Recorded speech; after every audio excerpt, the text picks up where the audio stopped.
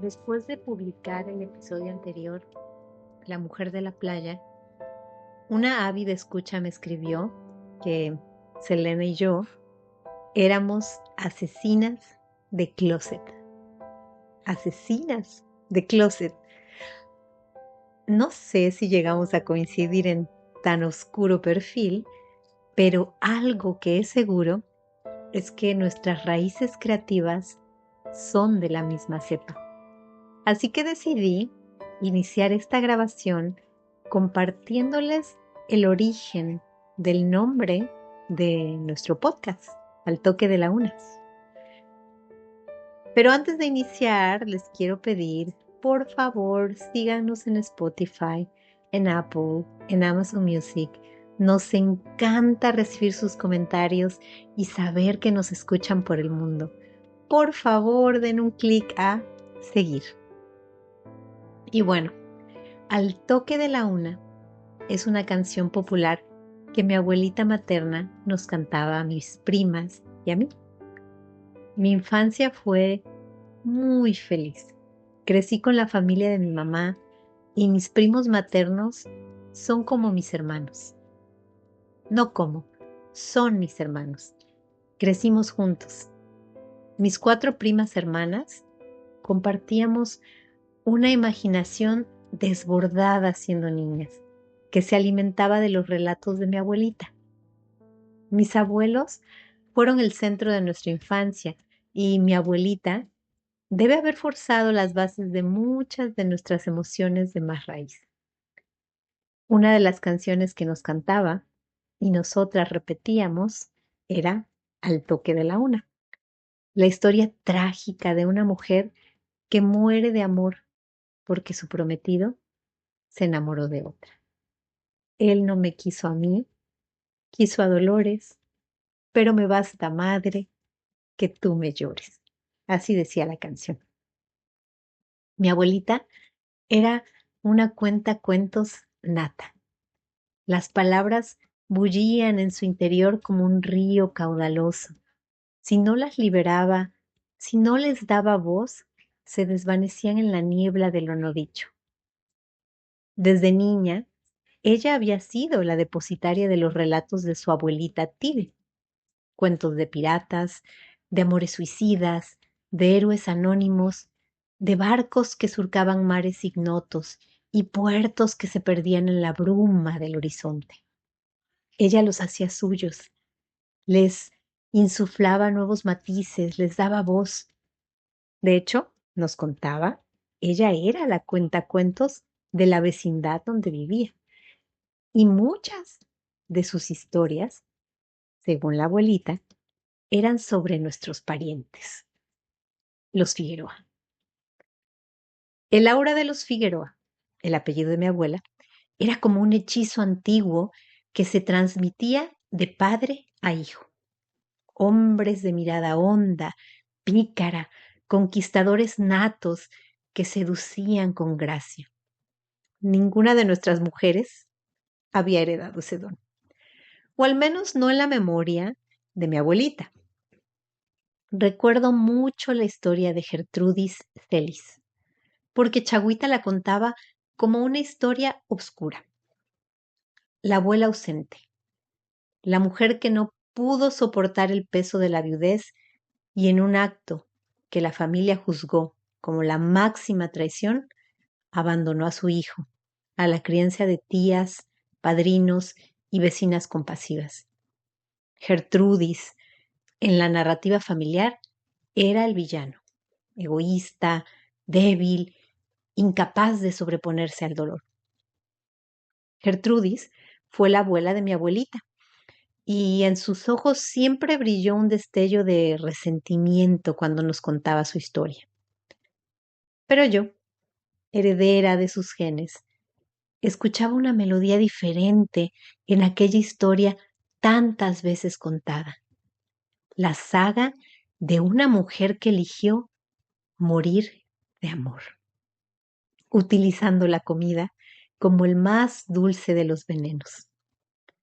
Sin saberlo, Gertrudis nos legó a las mujeres de esta familia nuestro más peligroso don, esa capacidad de sentir con una intensidad sobrehumana los placeres del paladar.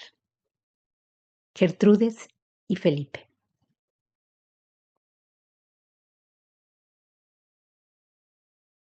Gertrudis nació con ese don, o maldición quizás, de multiplicar ciertos placeres hasta el infinito. Desde la más tierna infancia, experimentaba epifanías en la punta de la lengua, pequeños espasmos de gloria que nacían del simple acto de morder un trozo de chocolate. Para ella, cada degustación era un ritual sagrado. Fragmentaba el chocolate en diminutas porciones, permitiendo que el calor de su boca lo transformara. A menudo cerraba los ojos, aislándose del mundo, para sumergirse en un océano de sabor que solo ella podía navegar. Las calles de su barrio eran su coto de caza y la miscelánea local su Serengeti particular. Acechaba a los clientes como una pequeña leona, sus ojos fijos en aquellos afortunados que salían con alguna forma de cacao entre sus compras. Estos incautos no tenían escapatoria ante la sonrisa angelical de Gertrudis. Había aprendido, con la astucia propia de los niños y los amantes, que esa sonrisa era la llave que abría los corazones y las manos de los adultos, persuadiéndolos a compartir trozos de aquel paraíso oscuro, empaquetado en tabletas con avellanas y leche. Así, en cada mordisco robado, en cada trozo de chocolate compartido, Gertrudis no solo saciaba un hambre física, sino que alimentaba una ansia más profunda. Felipe Figueroa, vástago de los dueños de la miscelánea, con sus ojos de aceituna madura y pestañas que parecían a las de cuervo, descubrió la presencia de Gertrudis que, cual penitente en procesión, rondaba su tienda con devoción inexplicable. Ignorante del secreto que Gertrudis atesoraba, Felipe la catalogó como una más en el desfile interminable de albaradeñas que suplicaban por una mirada de sus ojos miel y veneno. Cuando por fin, seguro de su magnetismo irresistible, se acercó a ella con intención de conquistarla, se topó con una muralla de indiferencia. Gertrudis, absorta en el ir y venir de los clientes, parecía más interesada en el baile cotidiano de la miscelánea que en los encantos del joven Adonis. Esta actitud, lejos de disuadirlo, encendió en Felipe una hoguera de determinación. Ninguna mujer hasta entonces había osado ignorarlo de manera tan flagrante. Cada tarde, al verla merodear como un espíritu inquieto cerca de la miscelánea, Felipe se escabullía de sus obligaciones, buscando entablar conversación con ella. Pero Gertrudis permanecía ensimismada, sus ojos fijos en el espectáculo de las compras ajenas, buscando ser partícipe de cada transacción de chocolate. Obstinado en su empeño, Felipe la convenció de un encuentro junto al mar, en ese momento mágico cuando el sol se despide al horizonte. Gertrudis aceptó, con una indiferencia que rozaba lo insultante. La tarde señalada, cuando Felipe tocó a su puerta, engalanado como un novio en su boda, Gertrudis estuvo a punto de negarse a abrir. Pero la visión de aquella caja de bombones que Felipe traía bajo el brazo doblegó su resistencia. Felipe, veterano en las lides del amor, conocía de memoria cada paso de aquel ritual costero, ensayado con cientos de jovencitas.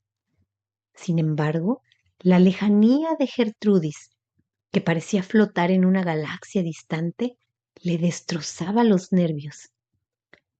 Ignoraba que la aparente distracción de su acompañante no era tedio, sino la concentrada labor de imaginar los tesoros ocultos en aquella caja de Pandora.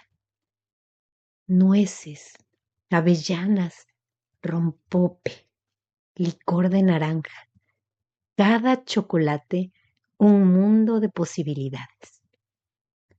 Convencido de su fracaso, sintiendo el peso del aburrimiento de Gertrudis como una losa sobre su pecho, Felipe olvidó la coreografía tantas veces ensañada.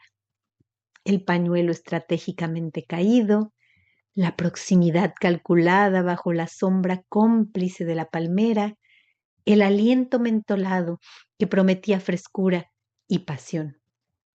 Todo se había desmoronado como un castillo de naipes.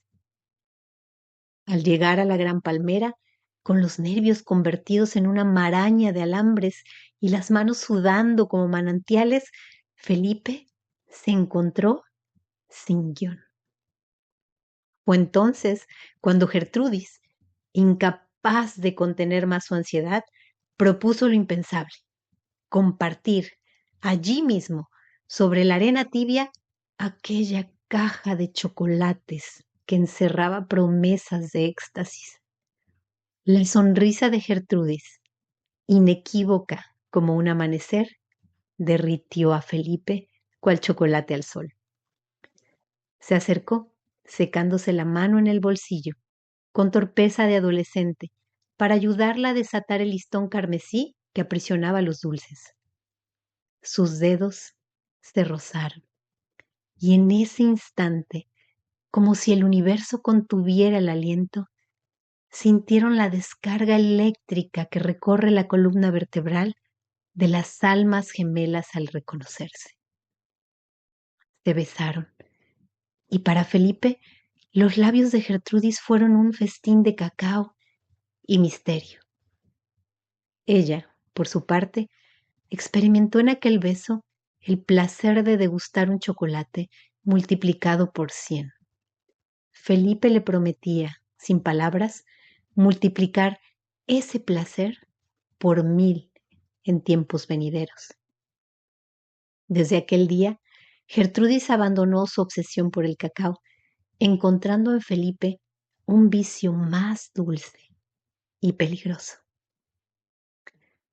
La historia pudo haber tenido un final feliz, con boda, hijos, promesas de eternidad, pero el destino decidió bajar el telón demasiado pronto. Felipe partió joven, dejando a Gertrudis viuda, con el corazón tan vacío como aquella caja de bombones que una vez prometió el paraíso. Gertrudis creyó que se levantaría de las cenizas de su dolor. La miscelánea, su fortaleza de lata y cartón, prometía ser el bastión desde el cual podría sacar adelante a sus hijos. Pero la ausencia de Felipe era un abismo que ni el tiempo ni la razón lograban colmar. En las noches, cuando el silencio se adueñaba de las calles y solo el eco de sus recuerdos resonaba en la habitación, el sabor de los besos de Felipe se desvanecía en su lengua como azúcar en agua caliente. El aroma de sus manos, esas manos que solían trazar mapas de caricias en su espalda, se diluía en el aire. Ni los besos tibios de sus hijos, ni los pésamos gastados de sus clientes, convertidos en flores marchitas sobre el mostrador, lograban reconfortar su alma desgarrada. Gertrudis era un navío a la deriva, en un mar de melancolía. Una noche, en un arrebato de desesperación, o quizás de lucidez, Gertrudis abrió una caja de chocolates de la tienda. Sus dedos temblorosos desenvolvieron el primero, y al llevárselo a la boca, el mundo se detuvo. El cacao, amargo, se fundió en su paladar, despertando recuerdos dormidos. Cada bocado era un viaje en el tiempo, un retorno a los brazos de Felipe. El placer culposo de cada bombón mitigaba la ausencia, recreaba el gusto de su cuello, el sabor que su lengua degustaba al recorrer la clavícula de su fallecido esposo. Como poseída por un demonio, Gertrudis vació los baúles y maletas de la casa. En una procesión nocturna, trasladó cada pieza de cacao de la miscelánea a sus valijas. El chocolate de mesa, el cacao en polvo, las barras de chocolate con leche, los bombones de chocolate en sus cajas de regalo, los sacos de nueces y almendras bañadas en chocolate. La miscelánea, antes un mosaico de colores y olores, quedó despojada de su corazón de cacao. Al amanecer, Gertrudis se dirigió a la casa del cacique local. Con palabras medidas y ojos que hablaban de una determinación inquebrantable, vendió la miscelánea por 2 duros, monedas que pesaban en su mano como el destino mismo. Con ese dinero, último vestigio de su vida anterior, Gertrudis dispersó a sus hijos entre hermanos y parientes, como semillas al viento, esperando que echaran raíces en tierras más fértiles que su corazón marchito. Luego, regresó a la casa que una vez compartió con Felipe. Se encerró a doble llave, convirtiendo su hogar en un mausoleo de recuerdos y chocolate.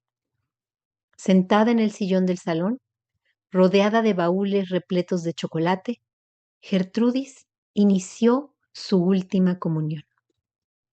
Cada bombón era una hostia profana, cada barra un sacramento de cacao que la acercaba más a Felipe.